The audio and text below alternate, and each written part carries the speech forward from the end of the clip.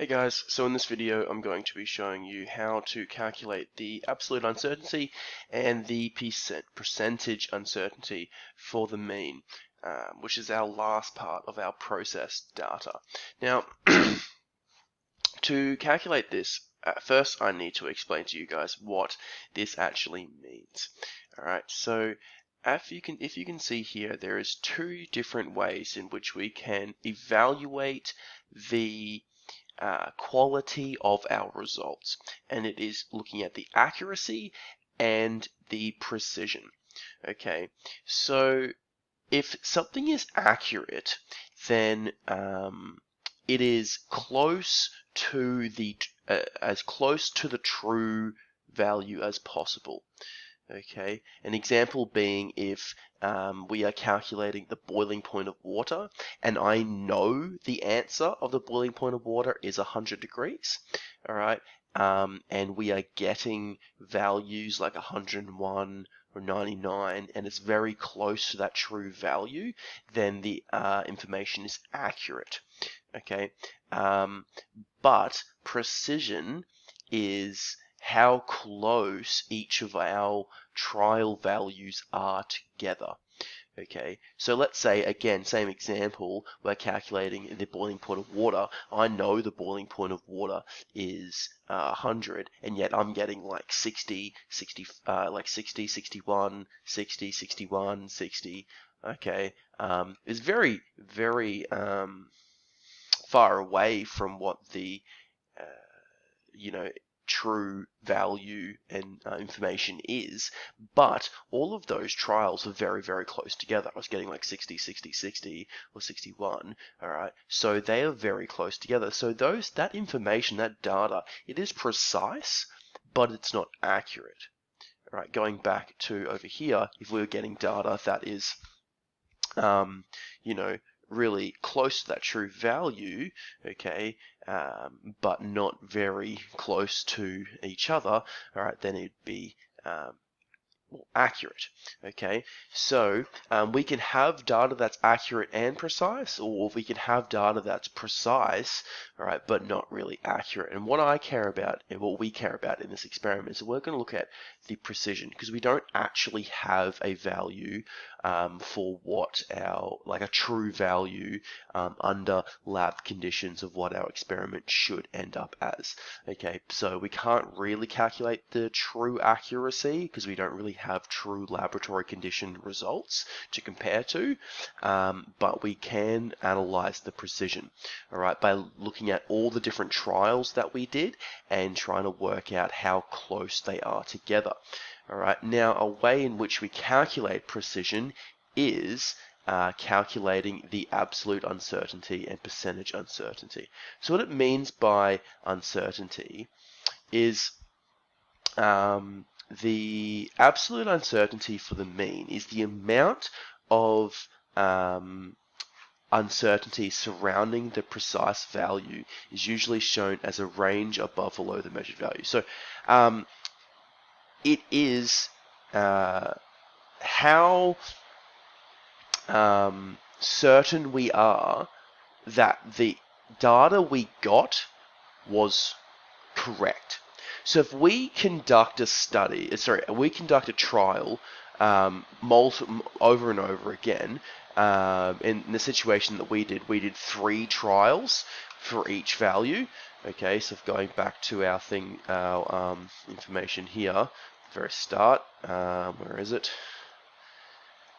We did 3 trials, 1, 2, and 3, for each variable. All right. So if we did, we could have done 5 or 6 or 7 trials for each variable. All right.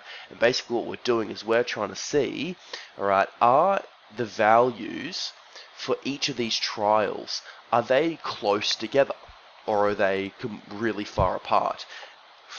And the ones you can see here, you can see this is quite close, all right? 13, 12, 13. That's pretty close, all right? If we got data that was like 25 and then 6 and then 17, then those trials data was not very close together, okay? So that would have a very large uncertainty.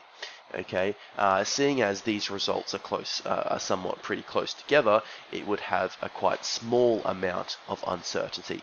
The uncertainty being how um, how certain we are that these data is correct.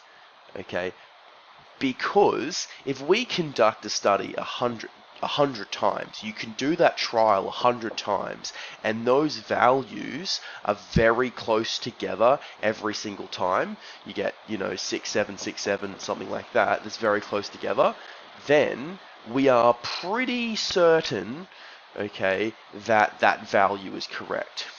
Okay, if you then conduct that study and you get and do all those trials, you get a huge range of different results. So you get something as high as 20 and something as low as 5, then that increases the amount of uncertainty that we have that that is correct. We are now uncertain that the values we're getting is correct. It is quality data.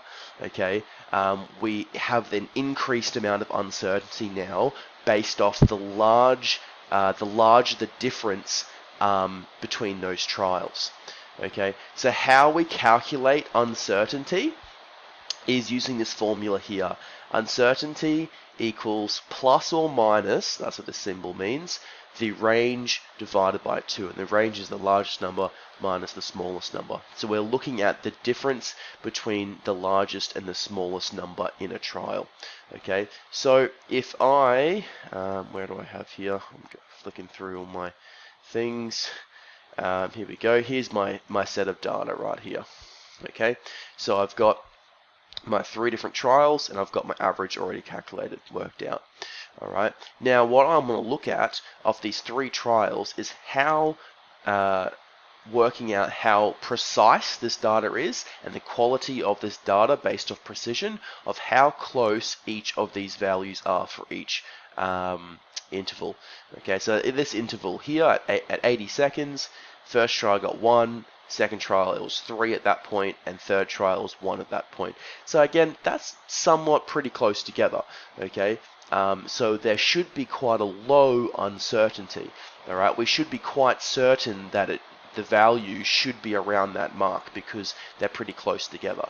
If these values were very huge and there was a large range, okay, between the highest and the lowest number, then that increases the amount of uncertainty that we have of the quality of data. All right, we are then unsure if this data is correct because there is a large discrepancy in the results that we were getting. Okay, so that is uncertainty. Now, there's 2 formulas we need to know. That is working out the absolute uncertainty and then the percentage uncertainty. Okay, so absolute uncertainty is looking at a range plus or minus a certain amount of number, and percentage uncertainty is looking at a percentage, okay, of the mean. All right, so here is how we do that. If you go to Excel and you get your information here from what you already should have, all right, you should have already worked all this out from previous videos. If you add in more columns, and you'll need to add in 2 more columns to do this. So right click, insert column. All right, I'm going to skip ahead. It should look like this. Okay, so as you can see here under my 0 degrees tab, I have trial 1, 2, 3, my average, and I've added in here 2 new columns. Now I'm going to title this column absolute uncertainty, so AU, and this column here percentage uncertainty, so percentage U. Okay, and that's what we're going to try to work out here. And I've got my 2 formulas here. Absolute uncertainty equals range divided by 2, and percentage uncertainty equals absolute uncertainty divided by the mean times by 100. Okay, now, the first thing I need to do is look at the range. So for the zeros, this is easy, okay, because the range, the highest number is 0, the lowest number is 0, okay, so that would obviously be 0, okay, same with all of these. get to the first set of values that have values in it. So the highest number is 1 out of these 3 trials, and the lowest number is 0. So the range would be 1 minus 0, because there's a range of 1, all right, between the highest and the lowest number of these values. So using my formula here, range divided by 2, so 1 divided by 2 would give me an absolute uncertainty of 0.5. All right, so that means, okay, based off the results that I'm getting, I could have 0 or I could have 1 plus or minus 0.5. Okay. Now I'm going to go through and do that for all of these values. Okay, so 3 and 1, the difference is 2. So 2 divided by 2 is 1. Okay, that's 0 there, because 4 minus 4 is 4 divided by 2 still. 4 minus 4 is 0. Divided by 2 is 0. So the discrepancy in these numbers is 1. All right, the range divided by 2 is 0.5, and so on and so on. So if I go through and do all that really quickly now, that would be 0.5, that would be 0.5, that would also be 0.5, 0.5, 0.5. In fact, these are all 0.5s. I can copy that through. That's my absolute uncertainty. All right, now to calculate my percentage uncertainty, I need to use this formula here. So absolute uncertainty divided by the mean times 100. All right, and I'm going to use my formulas tab to do this. Start on the first one, click equals, okay, and then I'm going to go, so absolute uncertainty, so I'm going to control left click, my absolute uncertainty. All right, then divided by the mean, so I'm going to click divide, and I'm going to control click my mean, which is the average value. Okay, and then I'm going to multiply it by 100. And in Excel, how you multiply is you do this little star symbol, which is Shift 8 on your keyboards, times 100, and then press enter. Whoop, that did not work for me for some reason. That is unfortunate. Let me try that again, because that should work. I'll try that with some actual numbers here. I'll go down to here. So we'll go percentage equals absolute uncertainty divided by average multiplied by 100. Yep, oh, that did work for that one. There you go. So my percentage uncertainty is 150%. Okay, and again, all I have to do now is go through and pull that down, and I've now got all of my percentage uncertainty. This is all 0, so you can just copy them through. And now I have my absolute uncertainties and my percentage uncertainties. All right. All I have to do now is go through and do that exact same thing for all of these tabs. All right, which I have already done. So if I click over to here, it should look something like this. What I've done actually is I've deleted my trials because I don't really need them anymore, and I'm just left with average, absolute uncertainty, and percentage uncertainty. And I have put that into this here. So for 0 degrees, I have my average, my absolute uncertainty, and my percentage uncertainty. If you can see, I've also added in the plus or minus symbol for absolute uncertainty and my percentage symbol for percentage uncertainty. And I've just gone through and done that for all of these. Now that might take a little bit of time, but that is how you calculate absolute uncertainties and percentage uncertainties. And again, what that means is it just means how certain we are that those values are correct. So if I have a large value like this, 150% uncertainty, it means I really don't know for certain if this is a good value. It's probably likely that it's wrong. But if I have something like this, 3.94% uncertainty, it means it's pretty close that this value here is very likely to be correct. Okay, and that is how we calculate percentage uncertainties and absolute uncertainties. Hope that helps. Thanks.